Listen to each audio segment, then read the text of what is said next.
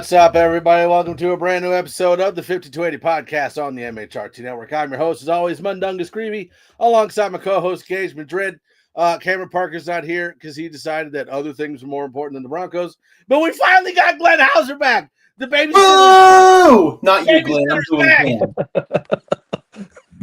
Gage was supervised today. Yes, seriously. Finally have some adult supervision around here. It's been so long. This show's run wild. We threw multiple parties, trashed the house, liquor bottles all over the front yard. Show's run wild. I would always make sure to listen to the first 5 minutes to see what you guys said about me. It was some bad stuff. It's fine. Before we get into anything, make sure you head on over to the MHRT Network on YouTube if you have not already. Hit the like, subscribe, and thumbs up button. We got lots of different shows, Tuesday, Wednesday, Thursday, Friday, and then the neighborhood on game days. Also, make sure you head over to Broncos Syndicate, or should I say Chargers Syndicate, since he was streaming the Chargers game live. I was streaming that Chargers game because it had implications for the Broncos playoffs. Sure, make whatever excuse you'd like. And we were going for the Steelers. We were hate watching the Chargers. I'm not Bill. I am not a closeted Chargers fan. Okay. Well, yeah, make sure you head on over to Broncos Syndicate, hosted by Gage Madrid, and give a like, a thumbs up, and a subscribe on that channel as well. He's got all your Broncos content you're going to want to check out. And Glenn Hauser's got nothing. So he's got a Twitter account that he occasionally puts on. Occasionally. So before we get into it, how you guys doing? Good, man. Ready to discuss some Broncos versus Chiefs. We discussed whether or not we were going to actually talk about the Raiders game in the green room today. And I think we decided we're going to very briefly touch on it. It feels like... Well, I know, but at least mostly Broncos country has flushed it, except for the whiny little bitches out there that haven't. And yes, I said that out loud. Sorry, I'm responding to Ty. Cam isn't as big of a Broncos fan as... How are you doing, Glenn? I'm doing good. There we go. Right there. Why does it sound like when Mike's typing it does? No, he isn't as big of a Broncos fan as we are, so he isn't here. It sounded like a typewriter. Listen, this table I'm on is like not level. So anytime I touch it, it moves. Sorry. Hey, man, I don't blame Cam. Anytime you have the opportunity to go out to dinner on your parents' dime, you take advantage of that, baby. I get You only get those opportunities once in a blue moon. I swear to God, if he shows up in the chat, he's fired. It's not going to happen. Shows up in the chat from the Cheesecake Factory. Right? No, Shanahan's or something. It's got to be something, one of those. All right, so let's get into it. We're going to start off with all I have is one, off Broncos topic, and that's obviously the big news. Brian Daboll got fired from the New York Giants. I think it's stupid. Joe Shane should have gotten fired, but it's the Giants, and they're run like crap, so it is what it is, I guess. Yeah. I mean, Joe Shane was ultimately the dude who was responsible for putting two subpar rosters around two different young quarterbacks. So, come on, man. You can only give a guy like that so much of a leash, but clearly he's a yes man. He's a puppet for that ownership group. Brian Daboll had to fall on the sword. I actually think they should have kept Brian Daboll and fired Shane. I would have liked to have seen Daboll with a new GM. It felt like they were attached at the hip, but then they decided to keep Shane. So I have no idea what the hell's going on over there in New York. It's just an absolute clown show. I feel bad for Jackson Dart. Yeah. And they actually cited the roster building is the reason they kept him, which was pretty interesting. Yeah. And I don't understand that because you had Malik Neighbors go down, no depth at receiver outside of that. Darius Slayton's fine, but he's not an elite option at that position. Their offensive line has never been good ever since Joe Shane got there. All of their investments they've made in the offensive line practically have flopped. So I have no idea why they're keeping him. It does not make any sense. Yeah. Cairo, I promise you we're going to get to that. I've got a whole list of just problems and solutions for this show. So we'll get there. Giants issue reminds me of the Jags GM and coach issue with Balky. Yeah. I mean, We were just talking about him. Every time that freaking happens, man, you have a GM that's retained and a coach that gets fired. More often than not, the year afterwards, the GM is going to get fired.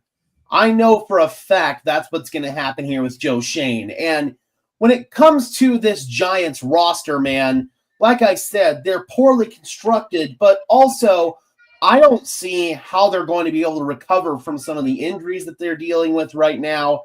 It's just a mess. It makes no sense why you would fire your head coach when I'd argue he's only maybe 20% of the problem. Especially during the season, like a season that's over. You know, like let's keep things going. And if Jackson Dart's out this next game, I mean, they'd be silly to put Russell Wilson in there.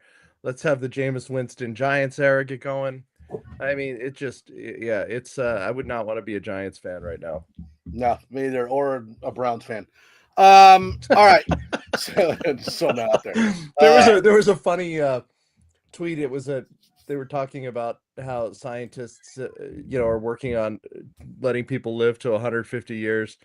And it said, can you imagine being a Browns fan for 150 years? Right. Mike, how many total viewers do we have right now? Concurrent or total? Concurrent. 78. How many? 78. That's pretty good, man. We've got 22 on the YouTube vertical, so I know that's contributing pretty well. Oh, yeah, and if you guys didn't know, now we're streaming on the landscape mode and the vertical mode. So you can watch it however you want, whichever way you want. Just more options. Options! That's Woo! Everybody loves options, baby. It's like a buffet. All you can eat. The vertical mode, vertical mode has Gage looking like Nicholson in The Shining when he breaks through the door. Like, here's Johnny. All right, so on to some Broncos stuff. Wow, vertical mode, donkey balls. Thanks. Thanks for the engagement. I do want to know why you know what blowing donkey balls is. So, offensive tackle Jerron Christian, I think that's how you say his name. Yeah, I believe so. Signed off of the Cowboys practice squad. So now we have 4 tackles on the roster, and the Broncos then waived Michael Bandy, which honestly, thanks. He's going to be back on the practice squad now that the trade deadline's over. Even vested veterans have to pass through waivers before they can be re-signed to the practice squad. So we will see Bandy back. As far as Christian is concerned, just some depth on the offensive line. We also had an injury. Corrine Reed, he went on IR with, I believe, a hamstring injury. And then they made one more move, right, Mike? All I saw was that one. Okay, then maybe I'm just mistaken. And then they've obviously got the Alex Singleton health situation, which we'll discuss a little bit more. That does leave their depth at linebacker pretty thin, so they're going to have to make a move at that position, I would imagine, here within the coming days. Have you heard anything on Drew Sanders? Isn't it weird? The silence seems deafening on him. He's still on IR. I don't think they haven't done anything with him yet. I have to wonder if they didn't make a move at linebacker this week. Maybe this is the week that they open up Drew Sanders' window. It's very possible. Isn't Corrine Reed hurt too? Yeah, that's what I said. He's on IR. I was reading, so I can't. Pay attention, Mike. You're terrible. At the same Mike's time. rickety table was so loud. I was stuck on the donkey balls comment. I couldn't think of anything else. Mike got distracted by donkey balls. I really did. All right. So since you brought up Alex Singleton, we might as well talk about that one. Speaking of balls. Speaking of balls, plus the balls on this guy, right? Like last year, he tears his ACL at the beginning of the game, plays the entire game on a torn ACL. Then he finds out this season before the Raiders game that he's got a tumor. As my 10-year-old just walked in, he's got a tumor on his ball sack, so he's got testicular cancer. Then he plays against the Raiders. Then he has surgery to remove it. The next day. The next day. Amazing. Yeah, I mean, no, go ahead, Glenn. I mean, it's just remarkable. And you mentioned last year's game, and that turned out to be the turning point for the team. You know, winning that game in Tampa Bay. I mean, it just the idea that it was so fluky that they caught this, that it came as a result of a random drug test after a game a couple weeks ago, and his levels were high, and his agent apparently asked, he's clean, so what else could cause this? And they mentioned cancer, and that's when they just discovered this. But the fact that he played, just knowing maybe some of the risks that could be involved prior to the surgery, what a captain. I mean, his teammates, I mean, we always talked about, even for his shortcomings and catching or guarding against the pass and things like that. We always talked about how his teammates really obviously admired this guy, and it's grown leaps and bounds, I would suspect, in the last couple of days. I give my best to Alex and for a full and complete recovery. It sounds like he's planning on being back this year, but his health is the most important. He's got a wife. I think she's pregnant, or they just had a baby. So it's like, it's his life is what's most important. But you got to say thank you to him for just being the freaking man. That's for sure. Right. And it's not even like the physical stuff with him, right? Like the potential for whatever might happen after finding that diagnosis out, but the mental aspect. Yes. Right. Like you find that out, and then you go out there and you got to play a game, right? Like there's so many things going through your head, and then you have to go play a game. And his teammates didn't know about it, or at least all of them didn't know about it until yesterday, prior to us finding out. Yeah. That was interesting that they didn't know in advance. So, I've heard that there's some motivation to win for him this weekend too. I don't know what you were going to, Gage, sorry to step on you, but go ahead. No, sorry. I was stepping on your toes. Yeah, man, I completely agree. And for me, whenever these real life situations spill into football, it makes me a little bit uncomfortable because I don't always know how to react. But thoughts out to Alex. I wish him nothing but the best throughout this situation. Obviously, it was kind of a remarkable circumstance that led to them catching this, with him taking that drug test and them showing that elevated level of that particular hormone. And yeah, man, it's just a really, really incredible thing that they were able to catch it. And it seems that this was one of the more nice versions, if you will, of this particular disease, where he's probably not going to have to go through any like treatment or anything like that. He'll be able to get back on the football field very soon. That's all secondary, of course. We want him to be fully recovered and able to resume all normal life activities, So that's priority number one here. And we can all sit and criticize Alex's level of play, but the fact is the dude is a badass. He is an absolute badass, playing with all of that weighing on his mind, knowing what he was going to have to go through the next day. And this is the same dude who played with that torn ACL down in Tampa, played the entire game virtually, had 10 tackles. Then this offseason, like during training camp, he fractured his thumb. And he was back out there after having surgery within a couple of days. So there's no doubt that Alex Singleton loves this game, and he will do anything possible to give everything that he has to his teammates. So, yeah, man, hats off to him, and I wish him nothing but the best throughout this entire process. And a Walter Payton Man of the Year nominee as well. So this guy's solid all the way around. And I have no idea, like, how long he's going to be out for and what the recommendation is. But if it's anything like a vasectomy, he's done for at least a month. I'm telling you right now, that son of a bitch hurts. I imagine that's probably like one of the biggest things is having that incision down That's there. what I can compare it to. Yeah, but I imagine it's pretty similar, actually, like having that incision down there heal, it probably hurts like a motherfucker. Just throwing that out there. Thanks for the experience, Mike. You're welcome. No showing of the scar, please. Okay. I mean, I can if you want to. No, we don't need to do that. We will be kicked off very fast. Well, we know we won't have to go vertical for that. I mean, that would be an interesting view in vertical, though, wouldn't it? All right, so let's go on to another injury, and that's J.K. Dobbins. Do we know how severe that is, and do we know if he's going to go on IR or not? No and no. Chris Thomason reported today that he believes that they are contemplating putting him on IR. So we don't know the exact timeline. If it were serious enough that he's going to miss a super long period of time, I'd imagine he would have already gone on IR. Maybe that's the slight glimmer of hope here. But regardless, he's not playing in this game. He's probably not going to be playing in the next game. And he's probably not going to be playing in the game after that either. So, yeah, man, he's probably looking at least 3 weeks if they're contemplating the IR situation. But he's another guy that finished the game after this injury occurred. He did. Do you know exactly what happened? So he got hip drop tackled by Tyree Wilson, and his foot got trapped underneath. And what I'm worried about, it was compressed like this.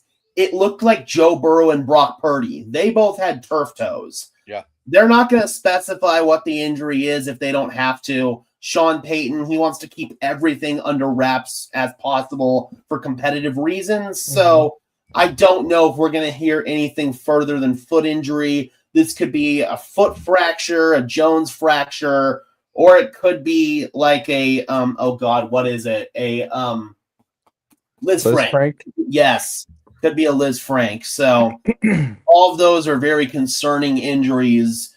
Foot injuries are usually nothing to mess around with, so I imagine they're going to take every necessary precaution. Yeah. All right. So where does that leave us from the running back position this weekend? I mean, not in an ideal spot. You've got RJ Harvey, who has shown some more flashes over these last few weeks, but there's still those vision issues with him. I'd say there are some durability concerns with him just because of his size. You've got Jaleel. He might be active for another game. He's only played in one game this year. I want to say it was the Jets game, right? Yeah. It was one of the road games. I know that. And he did not look very good in that game. So maybe we see more Jaleel. I know that Broncos country doesn't want to see any more of Tyler Bidet, but that's an option. You've got Deuce Vaughn on the practice squad. There we go. Yeah, I mean, he definitely brings some burst and explosiveness, so maybe they want to try him over Jaleel. I don't know what practice squads on other teams are looking like in terms of the running back position, maybe somebody they could sign. I saw Benjamin Albright throw around the idea of calling up Latavius Murray and seeing if he's got six games left in the tank. That's very possible. So the Broncos do have some options, but as of right now, all of those options are probably in-house. You mentioned Deuce Vaughn. Darren Sproles was on with Kay Adams the other day. I don't know if you saw this. And apparently he is going to be coming to the coaching staff to work with Sean. And she asked him what player he was most excited to work with. And he said Deuce Vaughn, actually. And she said, why is that? He goes, he reminds me of me. So that would be, there we go. That might be a really good pickup for us. Both of those actually, Sproles and Deuce, especially if he can make some of those, make some impact on the young player. Ty says, bring in Philip Lindsay. Phil's doing radio, man. He's dunzo. Good to see you, D-Rock. All right, so here comes the fun part. After that Raiders-Broncos game, people have been flying off the hook, losing their minds about Sean Payton, about Bo Nix, how Bo Nix should be benched. We need to draft a new guy. We need to fire Sean Payton and get a new coach, all kinds of stuff. So I spent the last couple days going through every single Broncos game this season. Okay. And started writing down, because I actually had time to do that, and started writing down all the things that I think are the problem and the reason why we're having such a problem with the offense in the first three quarters or every quarter in the Raiders game. So first things first, Sean Payton play calling. He abandons the running game too often. If the first 3 or 4 runs don't work, he goes away from it, starts throwing screens, starts throwing short slants, all kinds of things to avoid running the ball. And I think that's a problem. I also think that personnel changes is a problem. The amount of personnel changes that he makes, I think is part of the reason, if not the main reason, why Bo is not able to get into a rhythm, why running backs are not able to get into a rhythm, why we have so many drop balls. I think it's because they're changing every single play. Okay, so I do believe that there are some issues in terms of the run game.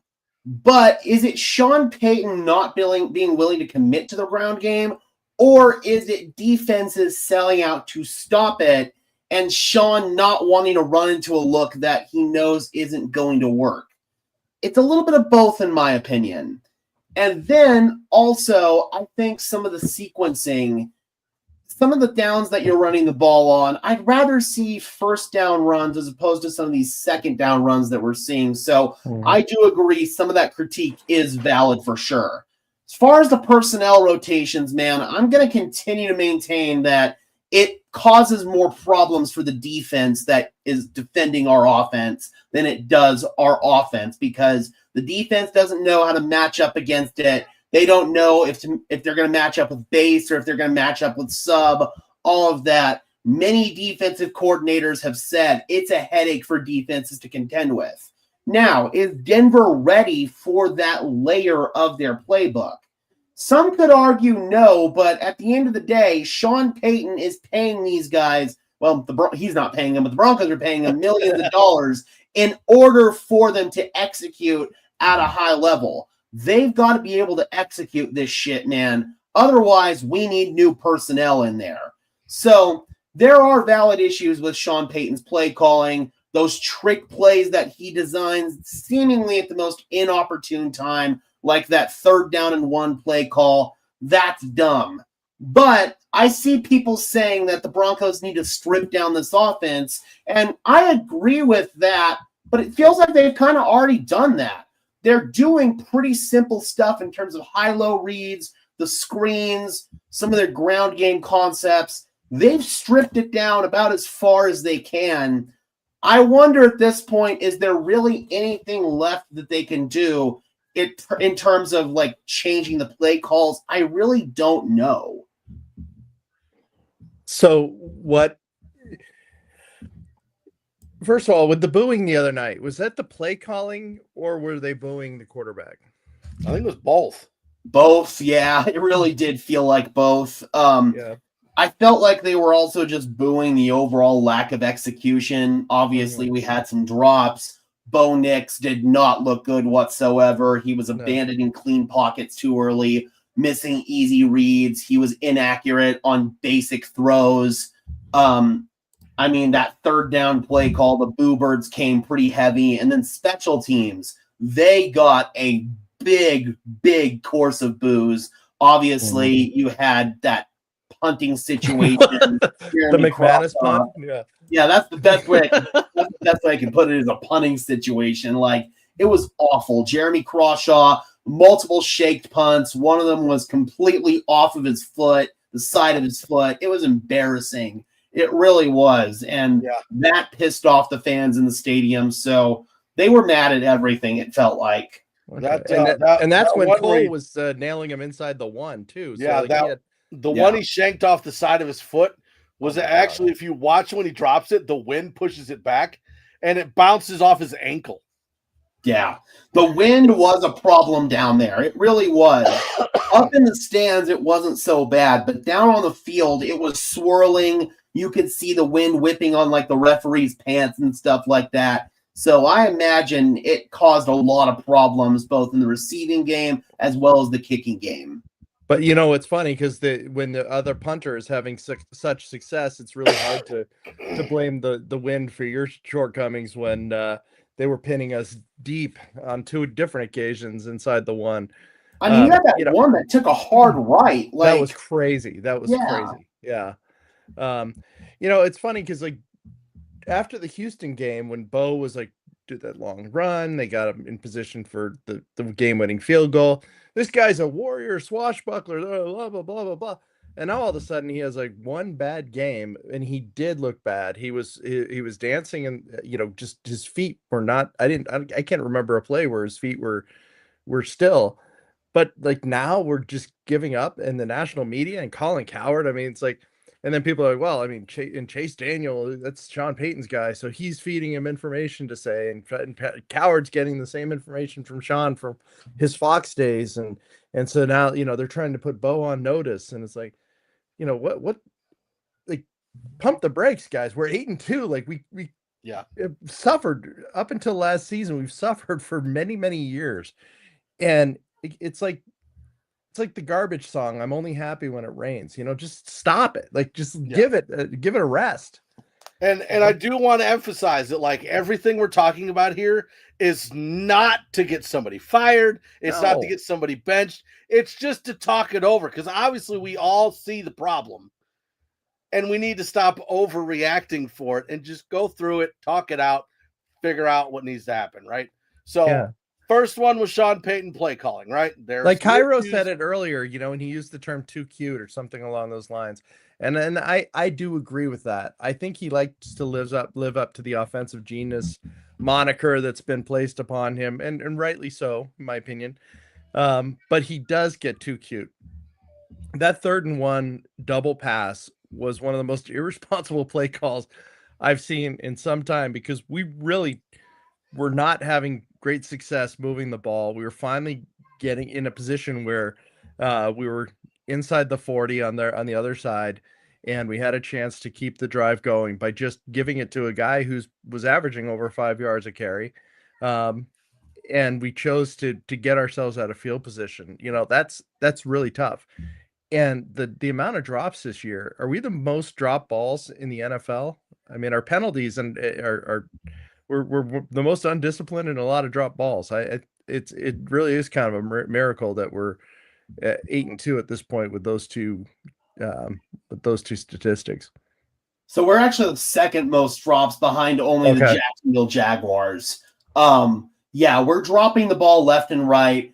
Some of them I feel like are predicated on Bo Nix having bad ball placement, receivers having to adjust, them not always knowing where the ball is going to be. But the majority of them are like right on his chest, right on his hands, and they're just dropping them, man. So like that. Was it the second interception he threw where it bounced off of Troy Franklin's chest? Well, here's the thing with that one. I have no clue who he was even throwing to on that play. Was he throwing it to Franklin, or was he throwing it to that slant to Bryant that was behind Franklin? I have no clue. If he was going to Bryant, which I think he might have been, that was a high pass. Franklin was the clear out route, it felt like. He just happened to be back there. The ball hit him. He had no clue it was coming to him and wasn't prepared to catch it. That's why it went off his hands. That one, I feel like, was just a sailed ball from Bo. But there were plenty of other drops, even not just this game, throughout the entirety of the season, that have not been on Bo. So that's been an issue. But Zach Seegers put this on Twitter the other day, and I agree with it. For every maybe 2 or 3 dropped balls that we're seeing, there's 5 or 6 missed throws from the quarterback. I hate to say it, but that's the biggest fly in the ointment right now with our offense. It's the quarterback. Yeah, and that's actually where I was going to go next. Aside from Sean Payton's play calling, the personnel changes, we got to take a look at Bo, right? And again, Bo's the best quarterback we have on the roster. There's no debate on that one. And he's the best quarterback we've had since Peyton Manning. No debate about that. Not wanting to get him replaced, but we do have to have an honest conversation. His footwork is all over the place. He's missing wide open wide receivers. Like when he constantly bails early and doesn't get all the way through his progressions, and he's leaving open wide receivers. The balls are dying on him. They're going into the dirt, hitting him in the shins. He's overthrowing. It looks like he's lost his confidence. He looks like he's overwhelmed. Like it doesn't seem like him and shotgun is working very well. He bails early. When you look at the fourth quarter of Denver Broncos games, it's like when they go into that 4-minute offense and everything just kind of speeds up. The play call is simplified. The plays are simplified, and you just go. That's when he's the most confident. That's why I'm trying to figure out, is it because of how difficult Sean Payton is making it for the rest of the game? Or is this a Bo Nix problem? Are all of these things because he's lost his confidence? Is he overwhelmed by all this stuff? And these are the things that I'm seeing from Bo, and I think we all can see it. At the end of the day, he's still a young quarterback, folks, and developing a young quarterback is going to have peaks and valleys. It's not linear progression. I say this every single time we have these discussions on Bo Nix. I feel like I said earlier, we've stripped this offense down about as far as we can. We've got it stripped back to the basics here.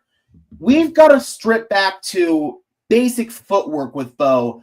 Day one, combining the footwork with the route concepts, it's all to do with his lower body mechanics. Like 90% of his inefficiencies are because he's not getting his feet set. Sean Payton's talked about another problem. His processor is going a little bit too fast. One downside to a quarterback who doesn't take a lot of sacks is that sometimes they've got that rushed internal clock and they're trying to go through their progressions a little bit too quickly. You can slow the game down for players like that. Sean said it's a lot easier to correct a player who doesn't take a lot of sacks but is getting through stuff a little bit too quickly than it is a player who takes way too many sacks because it's not coming to them fast enough. So Bo Nix, as time goes on, as he plays more games, he gets more reps, I feel like that's going to get better. But this offseason, he's going to need to take about 3 or 4 months. Every single day, he's going to need to do footwork drills. He's going to need to go work with like Jordan Palmer or some other quarterback fundamentals coach who can really help him hone in on the footwork and marrying his hips and his core to his upper body. Way too often, you see him throw with all arm, all shoulder, all upper body. Mm-hmm. He's bringing no movement, no momentum, none of that with his core. He's got to get better with that stuff. And that's more of an off-season fix that's going to take a few months to get done. But I believe Bo Nix is mentally wired to get better in all these areas. The previous young quarterback that Denver tried to develop was not mentally wired to get better in these areas. He didn't recognize his shortcomings. Bo Nix, being the son of a coach, being somebody who holds himself to the highest standard, he recognizes that these are issues. I can guarantee you that Bo is in the lab right now trying to get this shit corrected. But at the end of the day, it's a long process that's going to take a lot longer than just 1.5 seasons. Because it's so much better to have a quarterback that's processing too fast than one that's processing too slow, I would imagine, right? So, Gage, that was an awesome assessment. I think you're right on. And I mean, I don't look for excuses, we're just looking for explanations but this team also feels like a tired team, and their schedule, they've played a lot of games in the last few weeks. What do you think it's going to be like for Bo and some of these guys after when they're going to play one game in 23 days after they, play the Chiefs and then they have the bye week? Do you think that this can only help them? Do you think Bo might be a little bit tired? It's like when Mike's talking about the balls falling short, it really is shocking. Like previously you'd see him when he'd throw it into the ground, like he was throwing it into the ground so as to not throw an interception. And now these are ones that are just losing their zip. They're just falling straight into the dirt. Do you think they could be tired? I mean, as simple as that? I mean, it's definitely possible because they've had all these games in a condensed period of time. I know that players talk about every single game you play, it's almost like getting into a car accident, and then you have only so many days to recover from that car accident, and then you got to do it all over again. So maybe there is an element of that to it, but I think it's more so they just got to get back to the basics in terms of mechanics and footwork and fundamentals.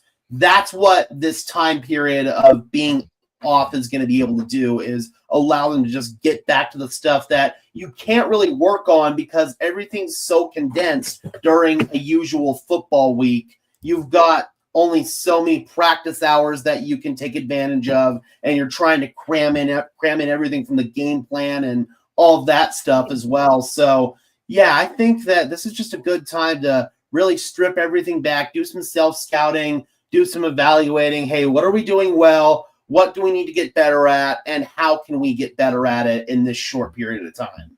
Well, this is one of the other questions I had when it comes to Bo's footwork, when he bails the pocket early, doesn't get through his progressions all the way. At the end of last season, he had surgery on his back. Mm-hmm. Is that something that he may be concerned with that's kind of throwing him off? Is that he's not quite used to how the back feels now, and so he's trying to protect himself? Maybe, but we have no way of really knowing that. The Broncos aren't going to disclose that. Okay. All right, so we're 8-2. We have a 2-game lead over the Chiefs. We have a 1-game lead in the division. Yep. We're, I believe, number 2 in the AFC as it stands today. Behind the Patriots. I know. Where did that come from? 2014 all over again, baby. The Colts, the Patriots, and the Broncos. Top 3 teams in the AFC. Although, and sorry to cut you off, Glenn. Yeah. But Landon did bring up, like, the Patriots were in last place last year. So they're playing a 4th place schedule. So that could also help explain why they're playing so well. Oh, they have some light games coming up too. They got their some next 3, stinkers on there. All right, so we have a real chance to put the Chiefs away and get a 3-game lead on them after this weekend.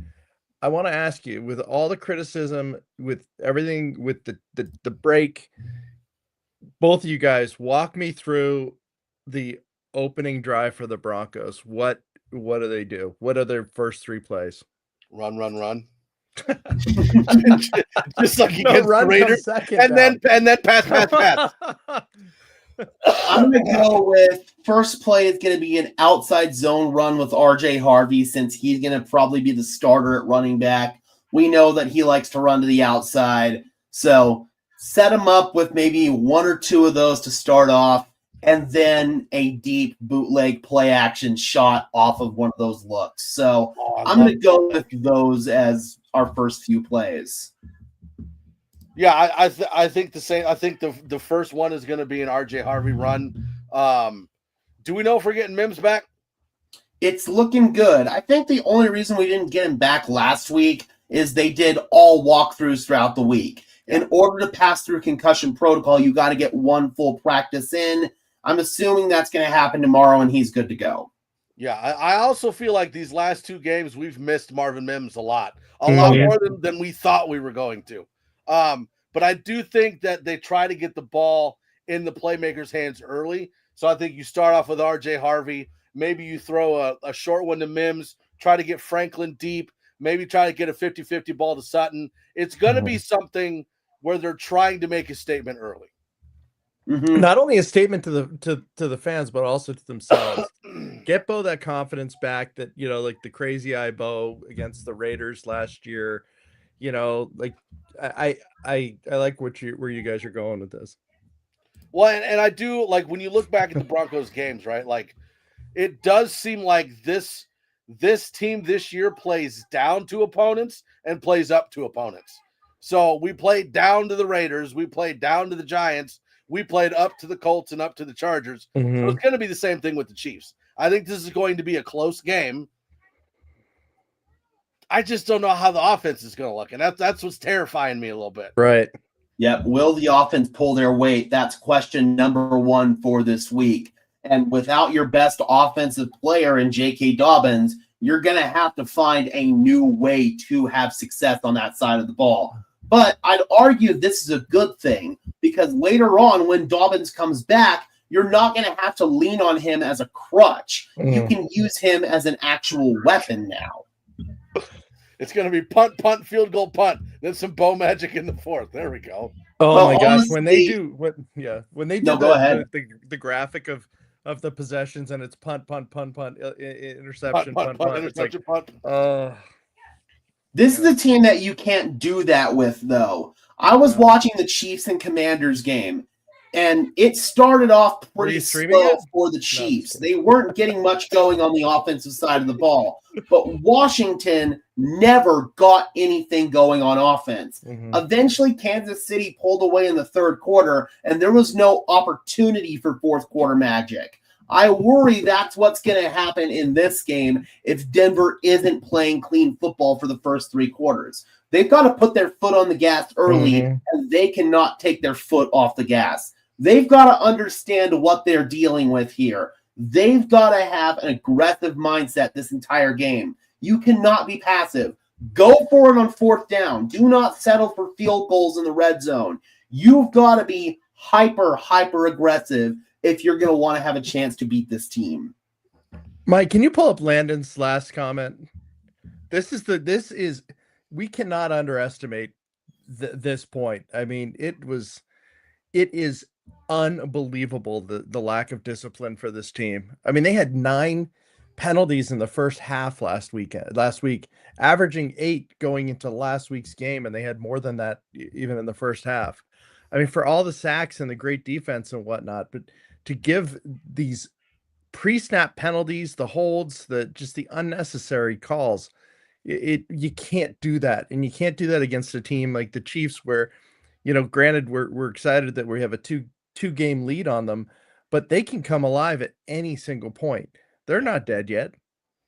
No, and I think my biggest question to you guys is, how do we fix that penalty problem? How does that not become a problem anymore? I mean, it hasn't helped that they've gotten some refs that call ticky-tack penalties like Bill Vinovich. But at the end of the day, you've got to be less sloppy with your technique. You've got to have good hand placement. Can't get your heads caught in the cookie jar anywhere. You've got to be disciplined in terms of timing out when you're going to jump the snap count. All that stuff, it's just discipline, man. It's just keeping your composure, keeping your cool. You've got to do that for all 4 quarters. And if you're not disciplined, you're going to lose this game, and you're probably going to lose it in a pretty ugly fashion. So it's just cleaning up the mental mistakes. Yeah. All right, so we talked about Sean Payton. We talked about personnel changes, play calling. We talked Bo Nix, potentially his back, which maybe. We also have drops, right? Like, one of the big things that people are upset about with the Broncos is they didn't go and make a trade for a wide receiver like Jalen Waddle to bring in. That would help with that problem. We also have, at different points in the season, poor upfront blocking and poor downfield blocking, which has allowed us to get yards after catch. Again, we just talked about the penalties. Like, it's not just one thing. There are many things that go wrong at different times, and it's just killing us. So the question is, how do we fix these things, right? Like, there has to be some way to adjust and fix it. Like, our coaches just not concentrating on certain things? Are they backing away from things? Do changes need to be made? Like, I don't know if it's play calling. I don't know if it's firing coordinators. I don't know what it is, right? Like, you look at Bill Belichick, right? He used to adjust things all the time. He would take over defensive play calling. Dan Quinn just did, because their defense sucks. He's taken over play calling. I'm not saying that. That's all I'm saying about Dan Quinn. It's just, I'm just using him as Dan Quinn reference. Dan Quinn is Cam's Nebraska. You have to throw it in. I'm just using him as an example of something was going wrong, so he is going to take over and fix it. Like, is there something that needs to change with Sean Payton or with some other coaches to fix this problem? I mean, it's tough to say because we're not in the building. We don't know what's going on in the classroom. Are guys being taught the wrong stuff? We don't know. This is kind of like Carly Ursay Gordon, why she's on the headset. She explained football is a complex organism, and the coach can say, like, the receiver ran the wrong route or so on and so forth, but it turns out they forgot to tag him or they tagged the wrong guy, et cetera, et cetera. It's all of that stuff that we have no way to account for. So it's hard to really say what needs to change. But I do know this. The Broncos just need to lean into what they do well. That's the thing. They need to lean into what they do well, running the football, getting Bo Nix on the move, letting him take advantage of his athleticism, make him comfortable. All of that stuff will allow for them to play more free, and we'll see less penalties as a result. So just clean that stuff up, and I think you're going to be okay moving forward. I don't know exactly what the answer is because I really don't know exactly what the problem is. I love the comment. If you want to bring up Cairo's last comment about Vele and Little Jordan Humphrey, I do think that there is a Vele-sized hole on this offense in terms of being a consistent threat for Bo over the middle of the field. We saw Bo thrive on dagger routes last year, ripping that 20-yard dagger route over the middle of the field. A lot of times, those were going to Devon Vele. Bo doesn't have that this year, and I don't think he trusts anybody else on that particular route. There's been a correlation with Bo not attacking the middle of the field and him having some of his worst games in the NFL. He needs a more consistent threat over the middle of the field. Evan Ingram was supposed to be that, but he's been a big disappointment this year. Unfortunately, Ingram's been worse than I thought he was going to be, and I was one of the biggest detractors of Evan Ingram, saying that he's probably not going to be the big joker that everybody thought. And sure enough, he is not looking that part, and he's looking even worse than I thought. So, yeah, that's a big problem as well. I don't know. We got Mercedes Lewis now. Boom! Problem is solved at the tight end. Yeah, speaking of penalties, yikes. Yeah, I mean, that one just felt like a product of learning the offense, having those consecutive penalties. That hurt, but at the end of the day, Mercedes Lewis is still your best blocking tight end that you have. That's another problem, and it's another reason why I don't think Sean's leaning into the run game enough. The tight end blocking has been god-awful. Adam Troutman, every single game, has at least 5 plays that put this team behind the sticks. He's fucking horrible. He's got to be off this team next year. He cannot be back. He is a liability. Nate Atkins getting hurt was a devastating blow, an absolutely devastating blow. Lewis will help, but he's not going to be that every down blocking tight end.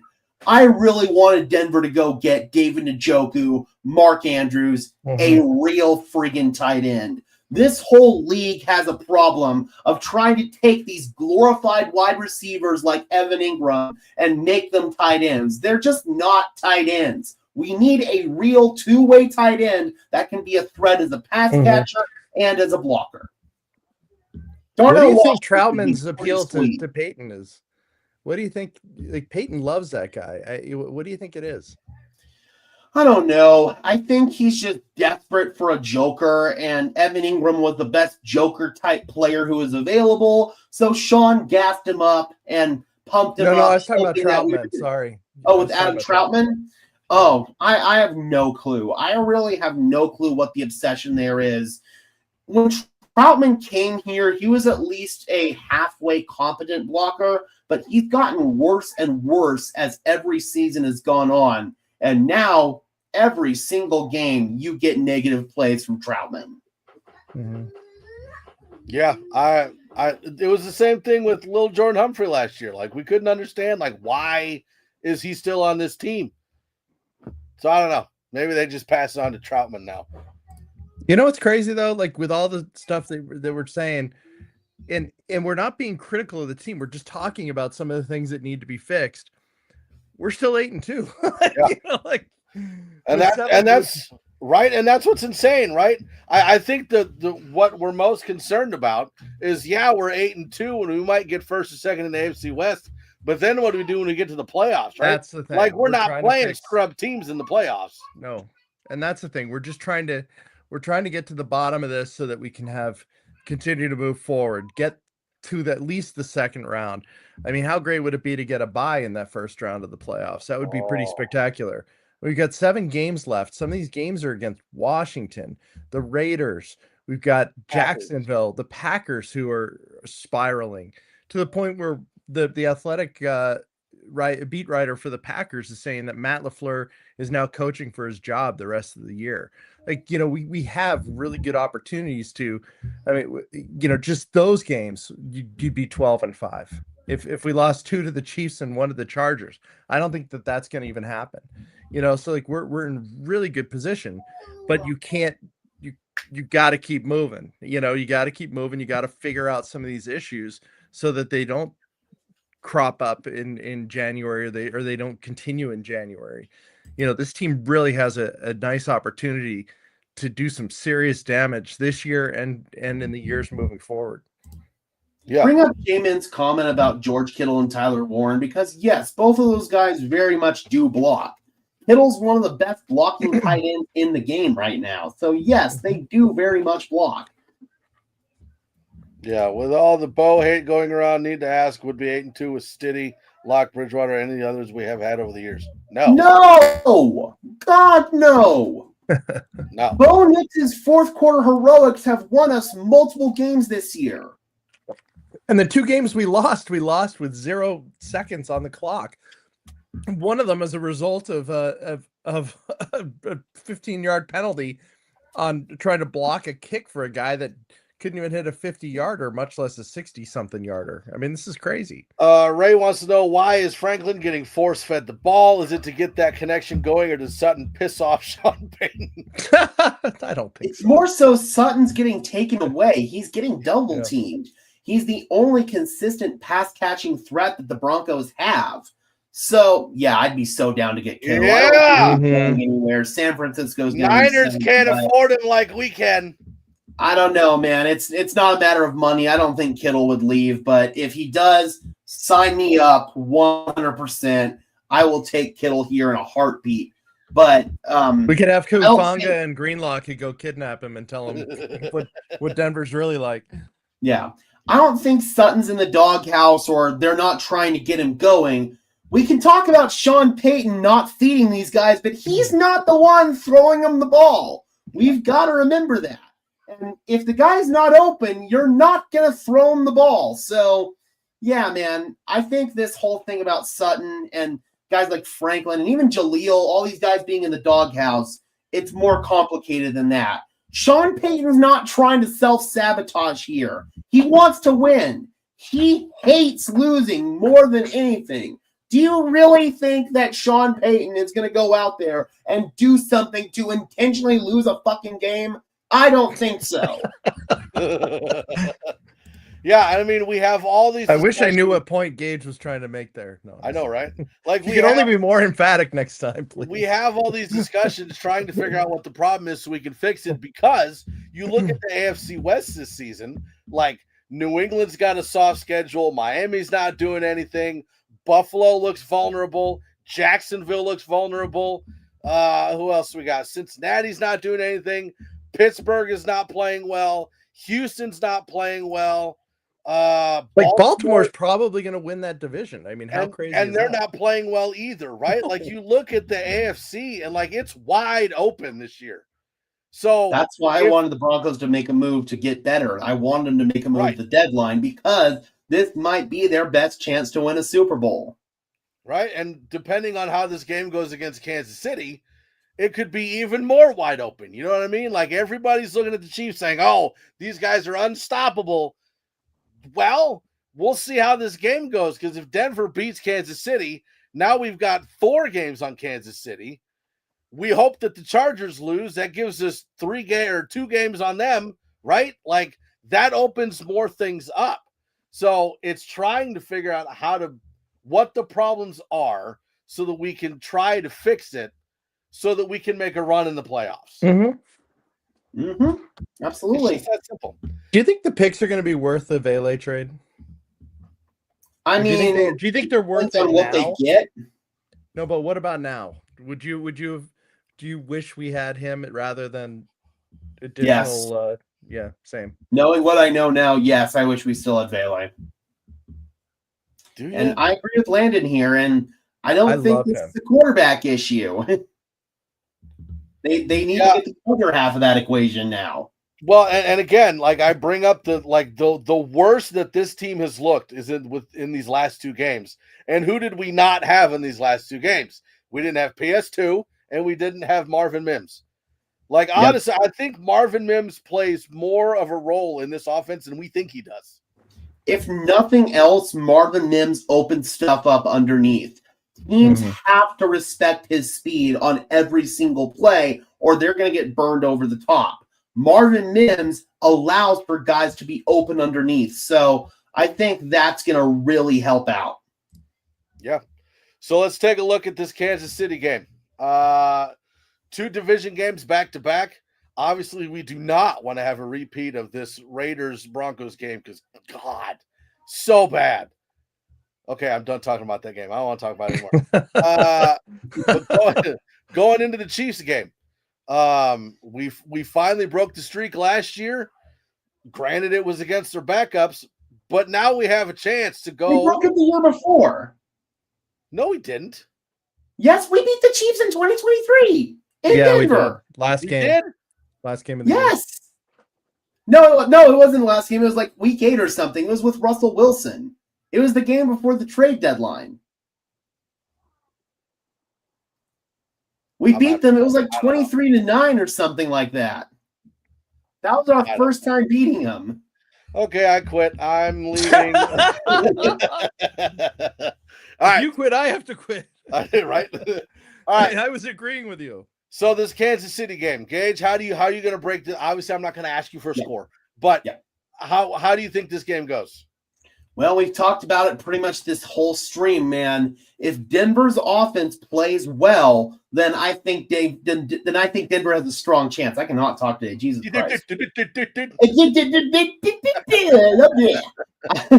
No, I think Denver has a really strong chance. Would you like some high quality H2O? Yeah, you speak about as well as I remember Broncos and Chiefs games, so it's fine. Right? But no, if Denver's offense pulls their you had to get the scream in there. If Denver's offense pulls their weight, if they're able to play disciplined football, not commit penalties, I think they're going to have a really strong chance. I believe Denver's defense is going to play a really strong game in this one. Buffalo put it on tape. If you can pressure Patrick Mahomes with 4, then you can cause a lot of problems for this Chiefs offense. They don't operate well when Patrick Mahomes is under pressure. That bodes well for the Broncos, at least being able to neutralize this Chiefs team. So will the offense pull their weight, and will the special teams pull their weight? That is the big question. You know, Dan Patrick used, when he was with SportsCenter, he used to have a catchphrase. It would say, "You can't stop them. You can only hope to contain them." And when Gage just said neutralize, that's exactly a perfect word for that. You know, our defense can do a lot. I think we have the best defense in the NFL, to be honest. And you know, we can really do a lot to slow these guys down, to stop them on a number of drives. But they are going to get their plays. They are going to get some of these plays. They are going to get some of these scores. They have the playmakers back on the offensive side for the Chiefs. It's up to the offense to really have the foot on the gas pedal, push down the entire freaking game. And these penalties, they cannot keep doing it. They cannot get these 1st and 15, 2nd and 20. You know, like, we cannot have any of that stuff, or we're just gonna shoot ourselves really in the foot. This game does worry me a little bit. This is like the first game all season where I've really thought that I have to pick the other, the opponent overwhelmingly. But I think the Broncos can hold on, maybe a 23-20, mainly because they're at home, mainly because they've had this rest. I know the Chiefs have been on a bye, but I think we have a good opportunity here. Yeah, right here. DeAndre Tillman's getting a touchdown this game. Oh my gosh. Dude, let's put him as blocking tight end. Bro, I would love to put DeAndre Tillman on some packages on offense. Like, put him at running back, put him at tight end. I'd be so down. One of the questions that I have as far as the defensive side of the ball goes, with all the wide receivers and tight ends that Kansas City has, is PS2 rushing to get back for this game, or are they going to hold him out until after the bye? I think realistically they're going to hold him out because you've got one more crack at Kansas City after this on Christmas night. You don't want him to fully tear his pec. If he fully tears his pec, we're fucked. So I would much rather him miss this game and be back. It seems they're already pushing the timetable a little bit by not putting him on IR, having him back for this Washington game. So I don't want to play with fire any more than we already are. Okay. Well, I'm going to stick with what I've been doing for the last, 7 games, because that's how many we've won in a row. I'm going to go Broncos over Chiefs, 24-23. I am refraining from. I know.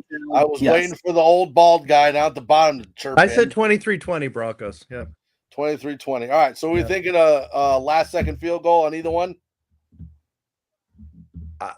I think it's going to be like a last-second miss for Kansas City to tie the game. Or a last-second block. Ooh, karma. Ooh. Harrison Butker, wide right. 2017, either way, cannot tell it all. Wide right. All right. Anything else that we have not covered? I think we're good.